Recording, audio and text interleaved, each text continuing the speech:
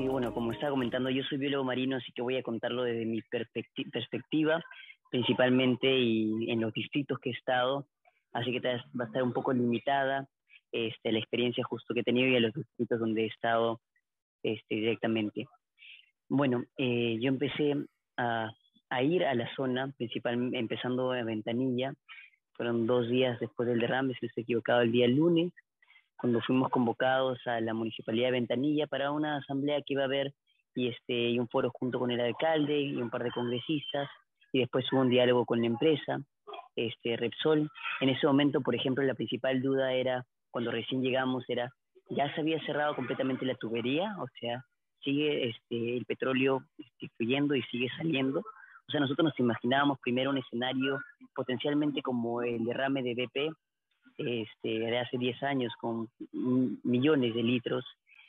Nos confirmaron completamente que estaba cerrado, y ya salió el ministro de producción del ambiente a confirmar que habían sido 6.000 barriles aproximadamente, que era diferente a lo que la información que había dado la empresa.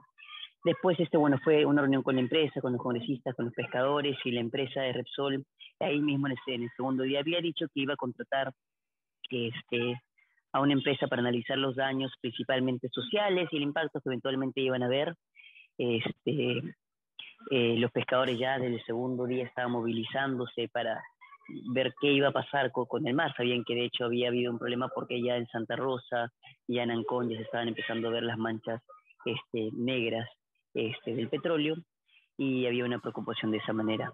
Desde ese punto de vista, por ejemplo, lo que justo indagando un poquito más, conversando con un par de expertos que habían trabajado el caso de Exxon, el caso de derrames en Brasil, el caso de derrames en Israel y en BP, también dicen que siempre cuando ocurre un derrame, lo primero que se hace, esa parte de la contingencia, es el Estado tiene que cerrar las pesquerías de la zona.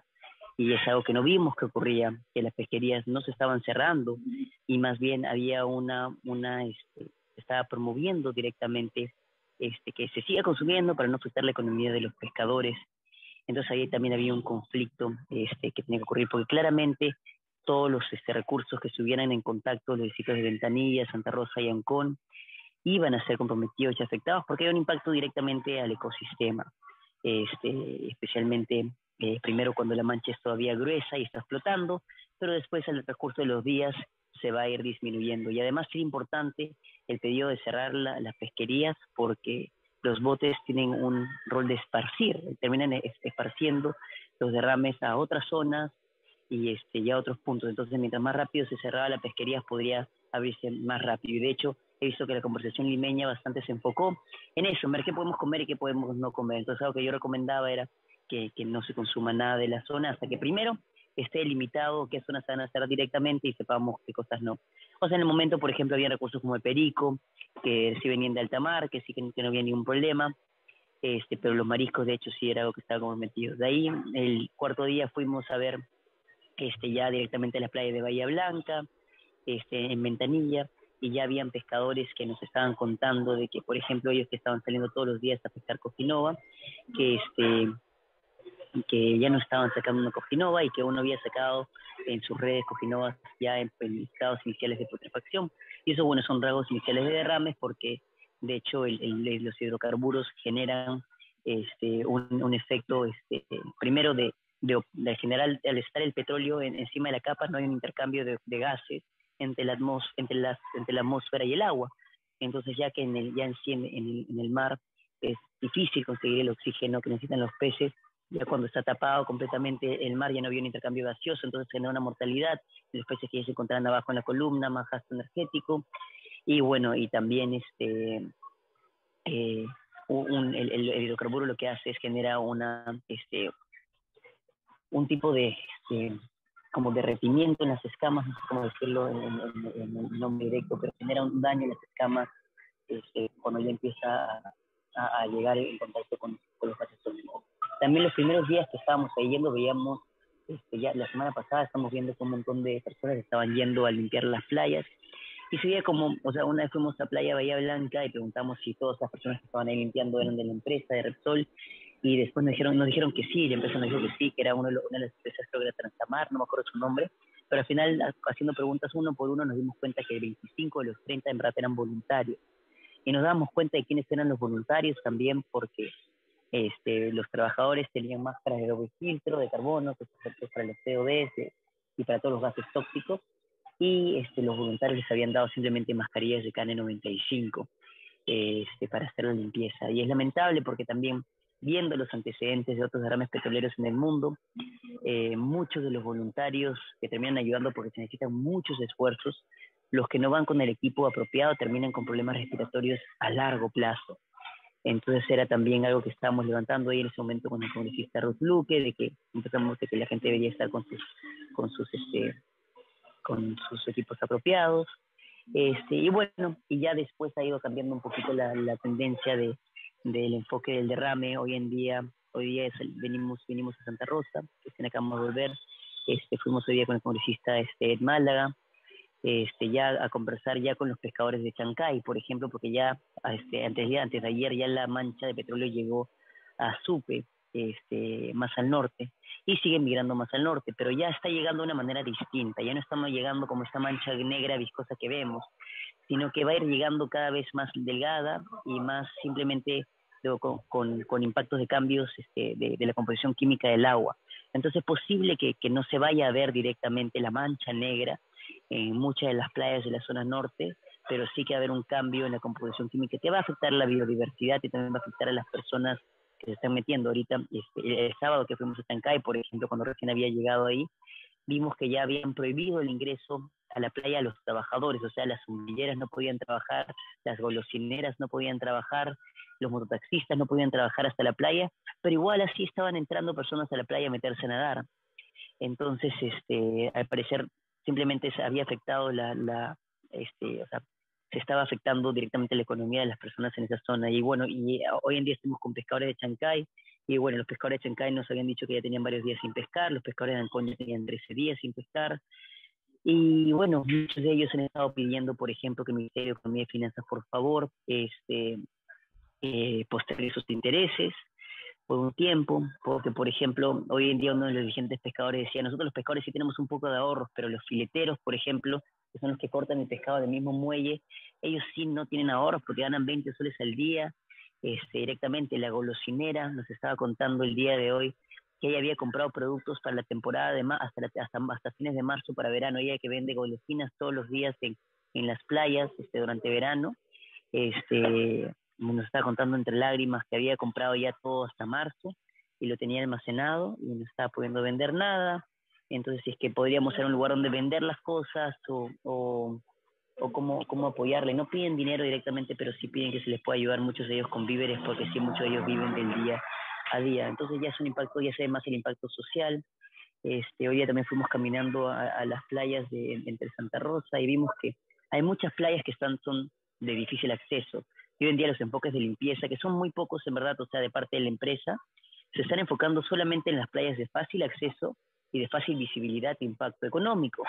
Pero, por ejemplo, las playas de difícil acceso, que posiblemente sean las playas con mayor sensibilidad ambiental, como las bahías cerradas, de difícil acceso, ellas no están siendo limpiadas.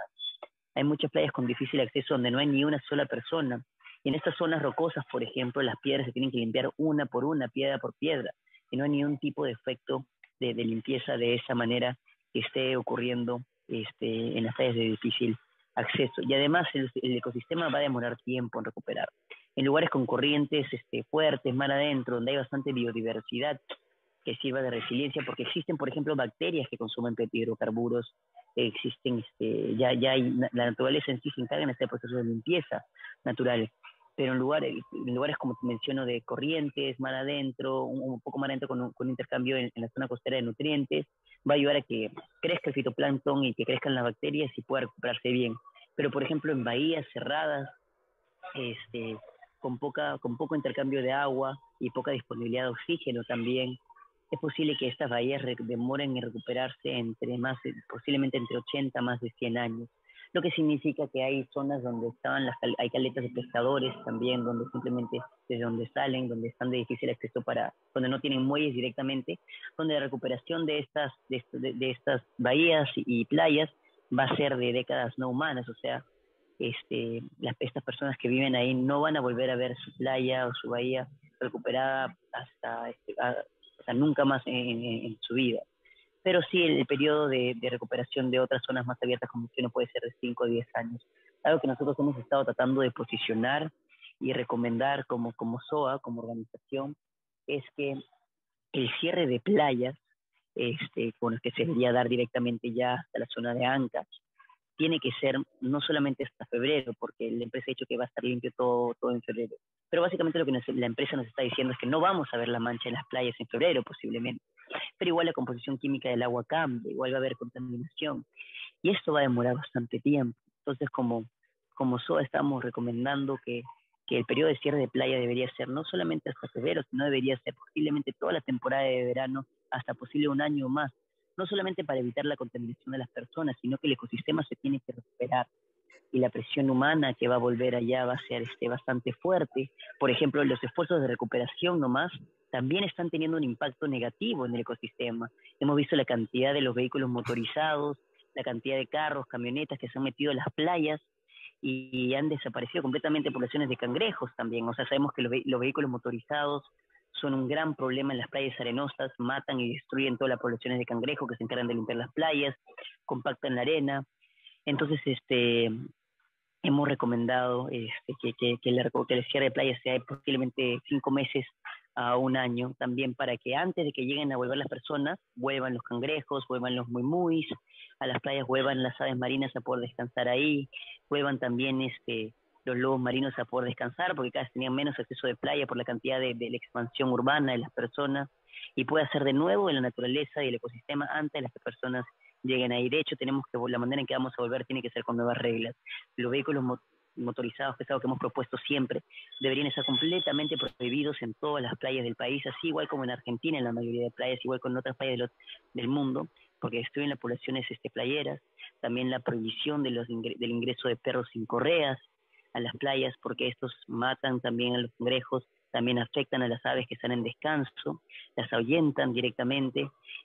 También tiene que haber otras medidas y de hecho tenemos que volver con nuevas reglas claras. Yo creo que es un pequeño resumen ahí que tengo que dar. Sí, te robo, Daniel, un par de preguntas porque es bien, digamos, distinto lo que nos has contado en el sentido de que la recuperación de alguna de estas playas puede demorar, me parece, dijiste, entre 80 a 100 años, ¿no? Que es, digamos, palabras mayores. Cuando la empresa más bien ha comunicado que, me parece la frase que utilizó es que no hay nada que medioambientalmente no se pueda corregir. Entonces yo quería que nos comentes un poquito sobre esa frase, sobre si es cierto, digamos, que uno puede esperar que todo el daño ocasionado por este derrame vaya a poder ser revertido.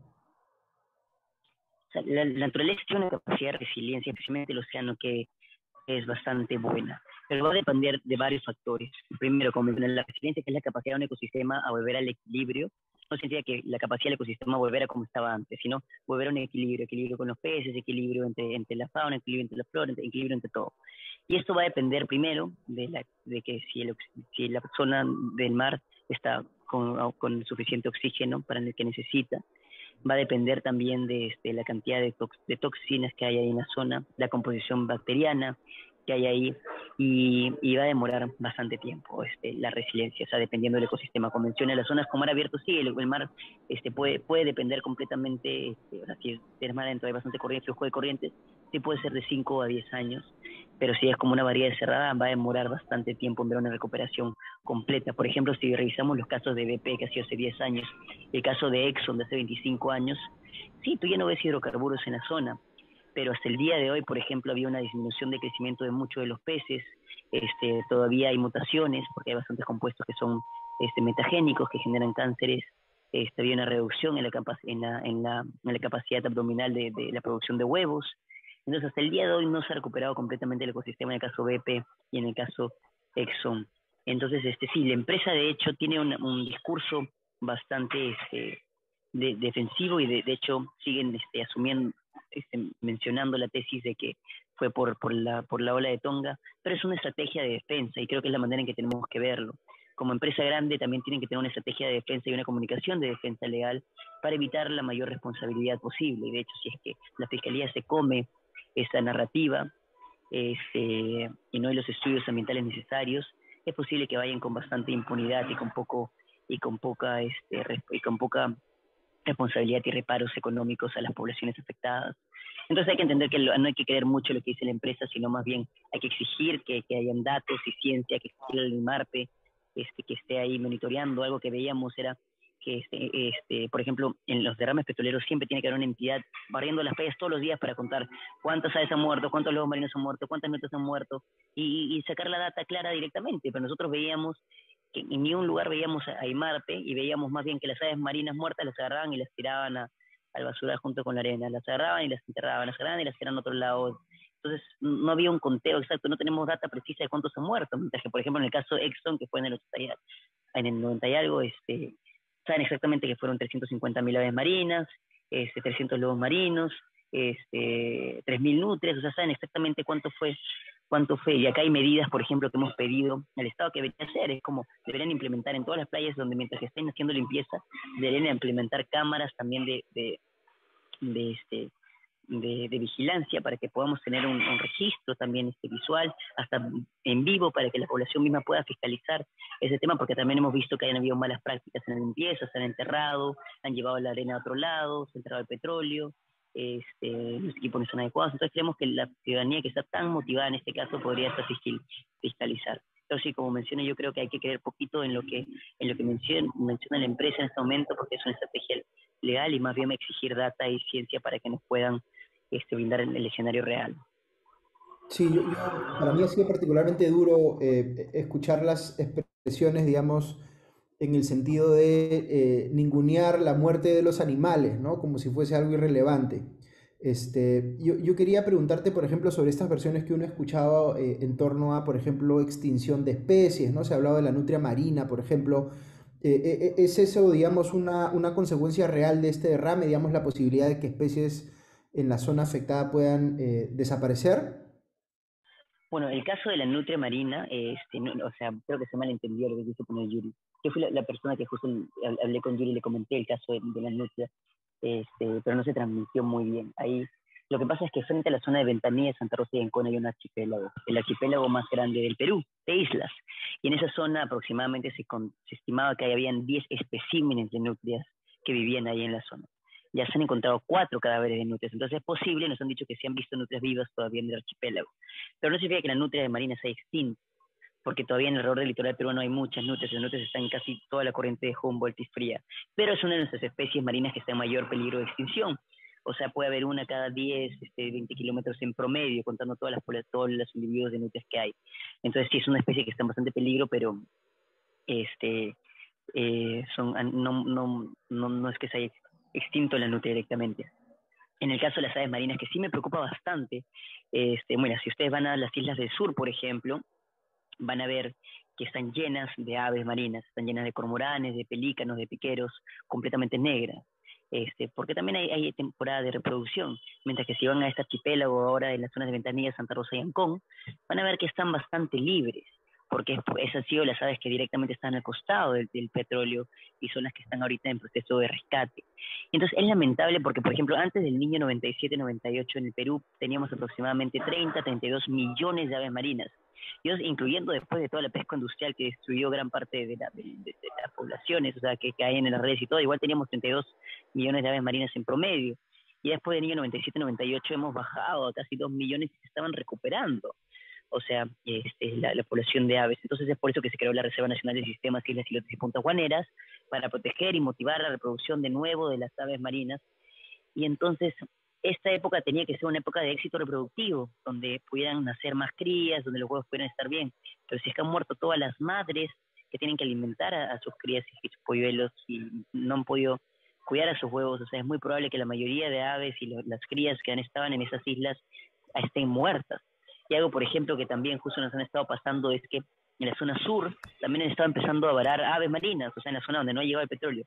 Y eso también es ¿por qué? Porque son juveniles que han buscado alimento propio, comer, y no han encontrado alimento en la parte porque ahí ha bajado la productividad de hecho de pesca, o los peces han migrado a otras zonas, sino también porque los peces que han consumido es muy probable que tengan bioacumulación y estén contaminadas, entonces también se estén muriendo y cayendo. Entonces la gente dice, ah, pero estas aves que han varado en Punta Hermosa no tienen petróleo, no tienen petróleo, pero no significa que no hayan muerto por el derrame. O sea, es posible que, que estén envenenadas, que se le hace una autopsia, se le ve el contenido estomacal, es posible que vayan a determinar eso. Además, hay varias cositas acá que, por ejemplo, Sanipés no ha hecho. Sanipés ha hecho bastantes irresponsabilidades, como salió a decir, como se puede haber un consumo de peces a la población, y eso lo dijo el viernes, si no estoy equivocado, a base de un análisis organoléptico, o sea, simplemente del olor y también de los análisis externos, y no ha hecho ni un análisis bioquímico de la pesca. Entonces yo sugerí que todavía la pesca debería estar cerrada y limitada en todas esas zonas donde hay derrame. En una parte se abre la pesca cuando todavía hay una mancha de petróleo encima.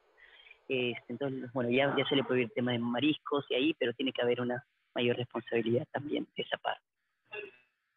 Sí, digamos, además de, por supuesto, el problema ambiental enorme del que estamos hablando, hay pues una situación bastante grave de salud pública que tú has mencionado bastante en tus intervenciones alrededor de que no se han tomado las precauciones suficientes con respecto al consumo de la pesca, ¿no?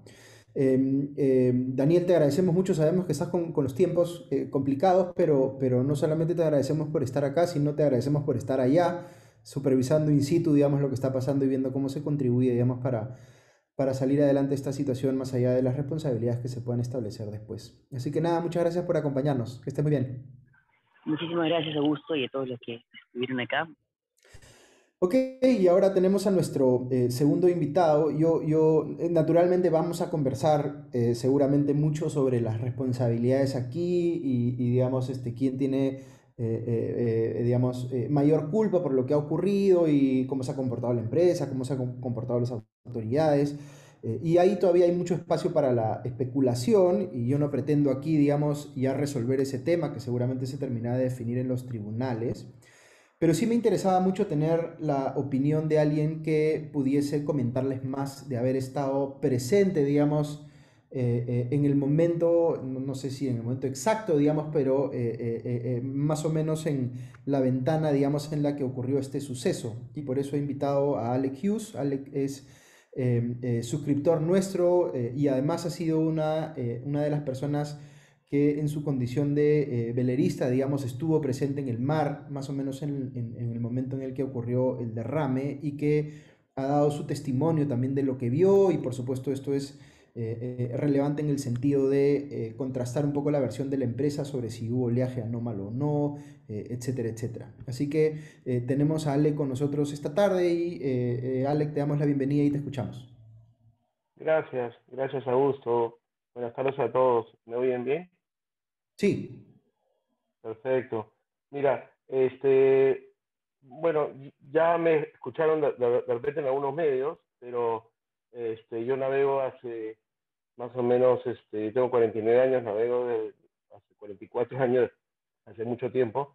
Mi padre es uruguayo, mi abuelo fue el primer uruguayo en navegar, cruzar el Atlántico a vela. Entonces, todo lo que es náutica, digamos, es mi mundo, y navego frente a la Pampilla hace muchísimo tiempo. Tanto es así que hay un campeonato que se desarrolla en Perú hace 60 años más o menos. El Perú no, mucha gente piensa que aquí no se navega mucho, y por eso escribí un libro también que se llama Atando Cabos, en base a tratar de, ¿no?, encontrar tu propósito en base a que aquí se navega hace 1500 años. Entonces, basado en eso, siempre vigilo la Polinesia, en el sentido que también viví en Hawái en un velero en la universidad hace muchos años, 4 años, y siempre estoy en contacto con las islas de la Polinesia. Tengo amigos en bastantes islas. Entonces, recibí la noticia en el medio de una regata de este campeonato de la Punta Ancón. Son más o menos 10 veleros, 5 o 7 personas por velero. Se están hablando de más o menos unas 50 personas en diferentes veleros que iban rumbo la Punta Ancón, ¿correcto? El viento viene del sur.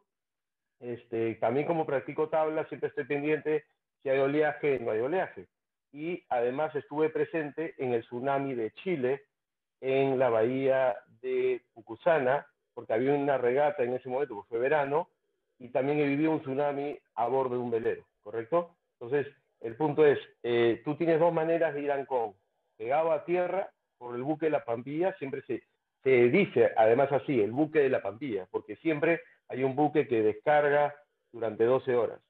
y hace más o menos unos 20 años o 15 años, yo no sé si la concesión debe tener menos tiempo, o la concesión o la operación de Pampilla, sabemos que tiene tiempo, pero no se dice Repsol. Entonces, siempre hay aceite en el mar, siempre hay un tema, siempre hay basura, siempre huele a fétido, siempre huele metálico, que es lo mismo que pasaba en la China. Solo como antecedente, ¿ya? Entonces, justamente ese día, yo a ver si compartía videos, eso, pero en otro momento, si quieren, en otra sesión, pero les puedo mostrar videos de la partida. Estábamos esperando media hora para que viniera el viento, somos veleros, vamos a 4 o 5 kilómetros por hora, muy lento, ¿correcto? Después de la partida, pasó una hora, íbamos a 3 nudos, son 3 millas por hora náuticas, entonces más o menos nos encontrábamos, cuando se fue el viento, nos encontramos justamente llegando al buque de la Pampilla. Y éramos el velero más a tierra junto con otro velero. El resto de veleros, los 8, 10 veleros estaban por mar, tratando de llegar a Ancón, pegándose a mar. Nosotros nos pegamos a tierra. Hay un fenómeno que es que cuando el mar se pone glass o se pone como un aceite por la mancha que ya existía. Después les muestro los videos, están en las redes sociales. Hay una estrategia, y esto es triste, pero hay una estrategia de que no se nota erizado el mar, se nota como si estuviera una taza de agua. Y eso es cuando hay presencia de aceite, hidrocarburos, o puede ser, obviamente cualquiera de los dos, puede ser que el petróleo ya se haya ido, digamos, filtrando, porque este buque además he visto que ha estado cargando el día anterior. Yo no sabía eso. Entonces, cuando veo que había una mancha de aceite, le digo a mi tripulación, vamos a quedarnos acá, no vamos a irnos por mar, vamos a pasar el buque, entre el buque y tierra. Y éramos 2 veleros. No había viento, hemos estado con el buque pegado al buque por lo menos 2 horas y media, 3 horas. De esto más o menos estamos hablando a partir de las 3 de la tarde hasta las 5 y media, 6 de la tarde. Entonces hemos estado con el buque, es más, los videos lo corroboran, y hemos escuchado 2 golpes fuertes, muy, muy fuertes. Y yo le dije a mi tripulación, ¿qué está pasando? Y además, el único era el buque. Y hay como unas chatas, que son estas boyas, que están sin otros buques, porque era el único buque que quedaba.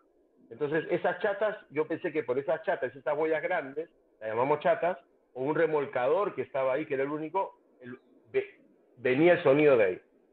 Hasta ahí estamos los facts, ¿no? O sea, eso es todo lo que hemos visto. Ahora, lo que sí tengo es que el barco que estaba al lado mío, que le soy súper honesto a todos los que están acá y tengo que decirlo, yo no puedo dar nombre, no puedo decir nada, porque la gente en el Perú, yo los entiendo, no quieren dar sus declaraciones, pero yo lo estoy haciendo y ustedes saben, yo estuve ahí, y lo que hago es, yo les pido un video a ellos de que si ellos vieron lo mismo. Entonces yo tengo un video, el día que yo llego a Ancón, después de haberme retirado de la regata, a las 9 de la noche, no sabíamos que esto pasaba porque nadie sabía. Yo hablo con gente del Yacht Club de Ancón, me siento a almorzar en ese momento a las 9 de la noche, después de que llegamos cansados, después de habernos retirado de la regata porque no había viento. Les pido un video, por favor, ¿tú has visto esa mancha de aceite que había? Y me pasaron el video, y luego me mandan el lunes, por favor no digas mi nombre, que todo esto, y obviamente es claro que yo tengo ese video de, además de la mancha, aparte de las que yo tengo, ¿no? Y no son las 5 de la tarde primero, por la luz, yo ya tengo más o menos el horario. En la foto estoy dispuesto, porque eso lo he encontrado hace poco, después de todas las declaraciones que yo he dado. Y entonces lo que estaría yo comentando es que, al parecer, mucho antes que reportara Repsol a las 5 de la tarde, mucho antes, ya había aceite en el mar o habían hidrocarburos y estaba esta mancha. Entonces, los expertos tienen que decir, yo no soy experto en hidrocarburos, no soy un capo tan biólogo como Daniel, que acaba de hacer una presentación, pero sí me puedo dar cuenta que de todas maneras era una mancha bastante grande, ¿no?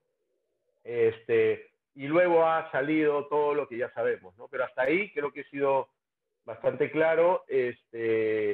¿Y qué más tengo? Bueno, lo otro es que he escuchado al capitán del barco ayer, hoy ha salido, no sé si lo vieron en los medios, pero diciendo la misma versión que yo, que el mar estaba calmo. Ojo, 2 cosas diferentes. Es bien importante que todos sepamos.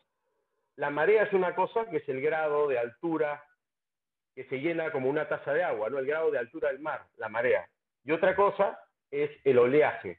Entonces, Repsol salió a decir, o la compañía, mejor digamos, para no meterme en este problema, la compañía salió a decir que había oleaje anómalo, número uno, y eso está no solamente desmentido, sino yo tengo la base de datos de los reportes del mar y eso es facilísimo por cualquier persona sustentarlo. Y además, tablistas está saltando el tema y no había oleaje anómalo. Y segundo, la marea era extrema, era el día de luna llena, un mes y medio o 2 meses antes de la luna llena más grande del año, que son mareas extremas, que es la de Semana Santa, ¿correcto? Entonces, en Semana Santa, no sé si todos se acuerdan, pero muchas Semanas Santas cuando coinciden con una crecida del mar, que ahí hay oleaje anómalo, el mar se sale en La Punta, se sale en Ancón, los mismos videos que hemos visto ahora. Entonces, y en Bahía Cerrada, Pampilla, no sé si todos saben, Pampilla es playa abierta, línea costera.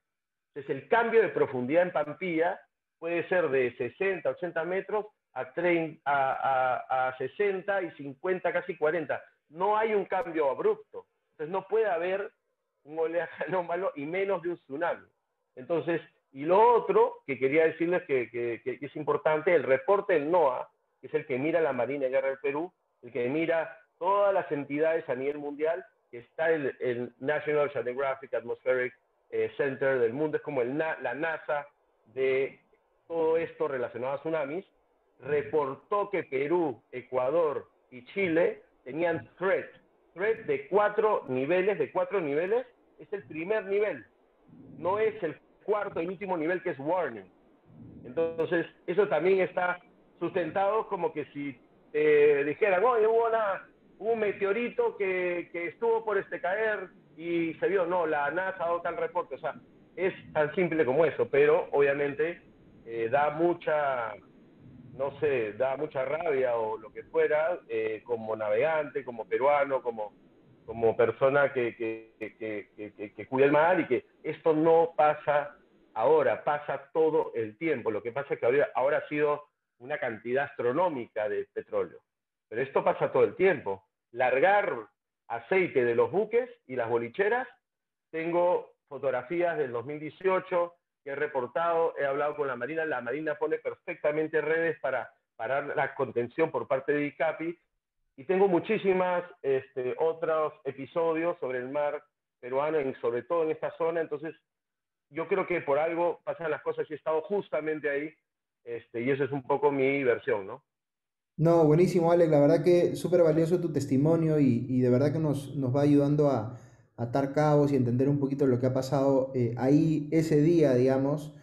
Hay Claro, también una revelación de tu parte que es importante, que es digamos, estas pérdidas de petróleo al mar no son, digamos, tan esporádicas, sino que hay una situación de cierta recurrencia ahí que por supuesto tiene que ser investigada también. eso, Eh, exacto. eh, y nada, o sea, yo quería también pasar un poquito a comentar la respuesta que ha tenido la empresa de cara a los públicos, digamos, lo que ha dicho, lo que ha manifestado su gerente general, o perdón, su presidente el fin de semana. Les voy diciendo también que si quieren vayan levantando la mano para ir teniéndolos en cuenta si quieren intervenir. Pero digamos que la reacción de la empresa a la crisis, ¿no es cierto?, producida por este derrame ha sido muy cuestionable. Yo no sé si ustedes se acuerdan, pero Daniel comentó, por ejemplo, el caso de BP, ¿no? Digamos, este derrame que se produjo en el Golfo de México, donde se rompió, digamos, algo en un pozo submarino y el petróleo salía y no paraba, ¿no es cierto? Y pasamos en esa época varios días, digamos, viendo cómo el petróleo salía al mar y nadie lo podía parar, ¿no es cierto? Yo no sé si ustedes se acuerdan, pero en ese momento le hicieron una entrevista creo que era el CEO de BP, un inglés, sobre el tema, ¿no es cierto? Y él dijo algo así como,